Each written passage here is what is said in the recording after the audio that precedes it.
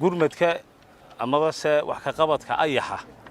waxaanu halkan maanta ku wareejinaynaa qalab lagula dagaalamayo ayaxa waa ogtihiin ayax maalmahan iyo baryahanba wuu dilaacay waanu meelo badan oo kamid ah gobolada Soomaaliland buu fariistay marka maanta waxaanu halkan ku wareejinaynaa qalab 3 nooc ah oo isticmaali doonaan 6 tiim oo ka hawlgelaya ayaxa haddii Ilaahay yiraahdo gobolka Daadmareed gaar ahaan degmada Oodweyne qalabkaas oo dhan 35 qof qalabkii ay ka xidhan lahaayeen sunta markay buufinayaan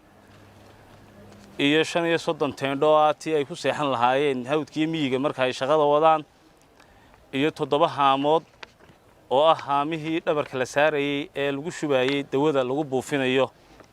ayaxa lagula dagaalamayo qalabkaasi waa qalab aad u kala duwan sida Ibrahim sheegay qalabkaas wuxuu ka mid noqon doonaa oo aan ku wareejin doonaa wasaaradda beeraha ee ku wareejin doonaa marka shaqadu dhamaato waxaan ka mid noqon doonaa hantida ay wasaaraddu leedahay ee kula tacaalayso ayaxan inta uu sii jiro ayuu ka mid noqon doonaa annagu intaa waxaan isku dadaalaynaa in wada shaqayn fiican aanu sii wadno waxaan aad ugu mahadnaqayaa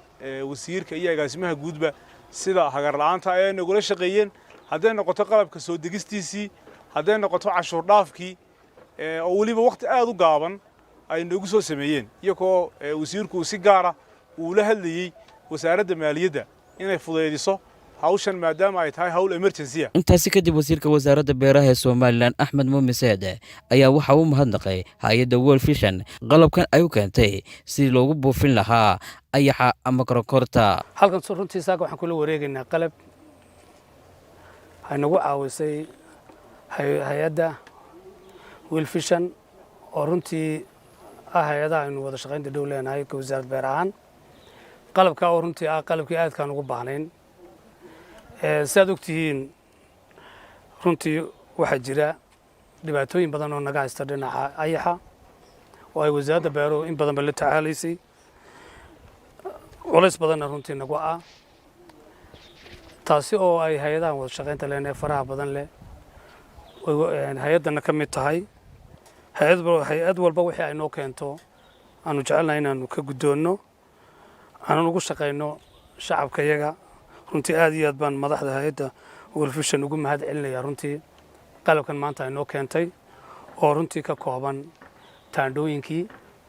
iyo qalabkii lagu buufin lahaa oo ay 7 haamood ku jiraan oo kuwa ay dhalinyartu dhabarka ku qaadaysa ay ku buufinayaan koronkorta ama ayaxaba iyo 35 shay oo iyaguna kuwii difaacayay sunta aanu ayax ku buufinayno qofka markaa buufinaya ka difaacayay oo iyaguna runtii nagu cusub maanta ay noo keeneen iyo 35 taandho oo 35 ka tiimka baxaya maanta ay baxayaan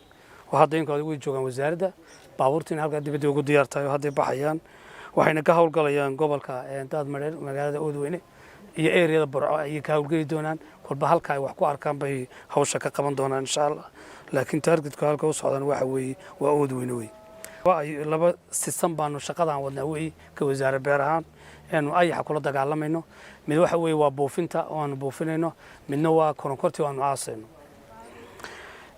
koronkortu waxa ka tagay ayaxii hore ee sanadkii hore 2019 Soomaaliland soo maray ayaa wuxuu ka tagay koronkor badan meelihii uu maray oo dhan bay koronkortu ku aasan tahay koronkortaas waxay soo baxaysaa markuu roobku da'o marka intaana ayax ilaa 7 week ayuu ku leeyo ayuu ku noqonaya ayax oo la leeyahay marka intaana 7 week gaarin ee koronkorta yahay uu dhulka socdo ayaan la tacaalnaa wasaaradda beeraha iyo shaqaalaha wasaaradda iyo tiimka shacabku aanu isla kaashanaa way haduu lalo waxa weeyaan wuxuu u baahanayaa diyaaradihii iyo qalabka intan ka badan buu nooga baahan doonaa marka runtii waxaan aad ugu mahad celinayaa oo halkan ka xusayaa bisha cas oo iyaduna runtii nagala qayb qaadatay gobolka Awdal oo ay ugu horeysay degmada Xariirad oo runtii aad ugu absaday koronkortii beero badan oo runtii xabxabka sanadka ka soo guulaa ayuu koronkortu cagta saartay way muxuu ahaayay dhibaatooyin badan u geysatay iyadoo aan u dirnay maanta la 10 maalmood waxa ku jira shaqaale gaadhaya 100 qof baa ku jira laakiin waxay saaka noo soo sheegeen in runtii dhameeyeen oo dhameystireen oo ay ka falaxasheen ayuu noo soo sheegeen waxa iyaduna laga soo qayliyaa maanta sool oo iyaduna rabta aanu rabnaa iyadna team wiigan soo socda u bixi doono marka meel kastoo shacabka qayladu nooga timaadaba tiim baa noo tegaya marka waxaan halkan baa ugu dirayaa shacabka reer Somaliland ee ku hawlan dhinaca wax soo saarka waxaanu ku jirnaa waqtigii wax soo saarka roobkiina waa inoo da'ay waynu la tacaalaynaa muxuu ahaay dayaxan iyo ayaxan iyo dhibaatooyinka ay haystaan waynu la tacaalaynaa laakiin waxaan ku boorinayaa shacabka reer Somaliland